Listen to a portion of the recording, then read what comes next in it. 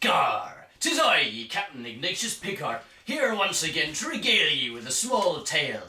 On this occasion it be a tale for ye Christmas cheer, a festive tale for ye sproglets and what children ye might find on the street to tell a tale to. This be me little Christmas tale. Ah, 'twas the night before Christmas, and all were all peaceful, quieter than ye mouse. Of course, ye've not seen the size of the mice and the lollipop. Gah, they be dwarfing ye cat. 'Tis no wonder we eats 'em, else they'd be the death of us all.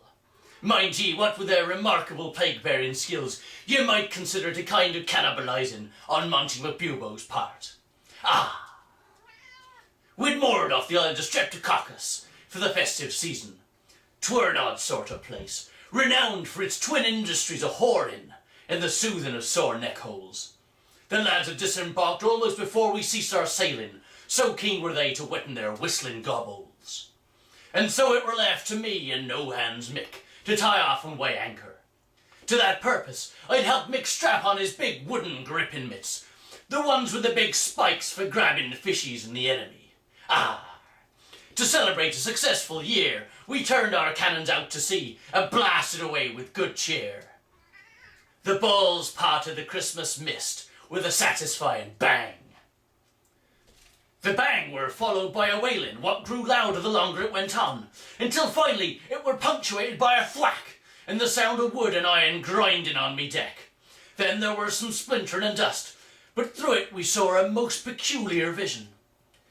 'Twere a heap of horses with sticks on their heads, surrounding a portly fella dressed in red, with a fine, if conspicuous, furry trim.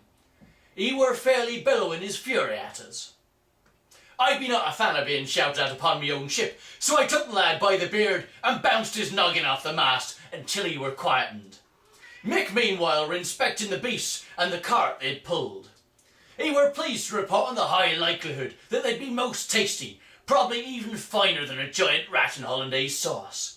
This seemed to upset the tubby chap further, and he protested most vigorously against both our culinary deviations and our blasting him out of the sky.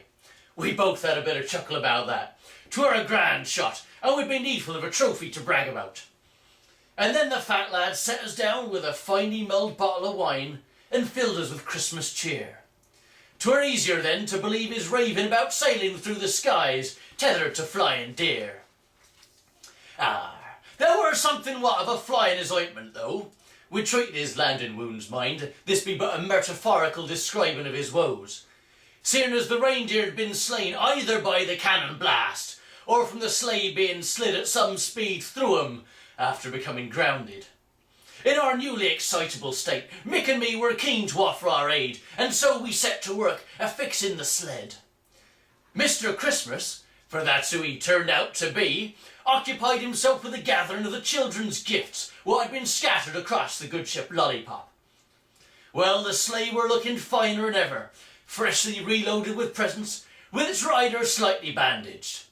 Mick had been inspired by the reindeer problem, but through his alcoholic haze he'd latched on to the notion that 'twere the antlers what made the beast able to soar through the skies. If that be so, then we'd need some similarly horned creatures. Being stuck in port on Christmas Eve be not conducive to the managing of livestock, but thankfully, on a recent treasure hunt, we'd become lost once more and run aground. The rocky little spot were home to a breed of giant tortoise, what we'd found delicious and versatile. Most of the time they'd spend their time weighting down the ship as ballast in the hold. But come a mite of hunger for a special occasion, we'd hook 'em out and roast 'em in their shells. Gah! It just so happened that Mick had been brewing a new batch of tar for the hull repairs, so we sawed off the antlers and glued 'em to the reptiles. That warranted a few more drinks on 'em, and we were a giggle as we popped the horned tortoises in harness.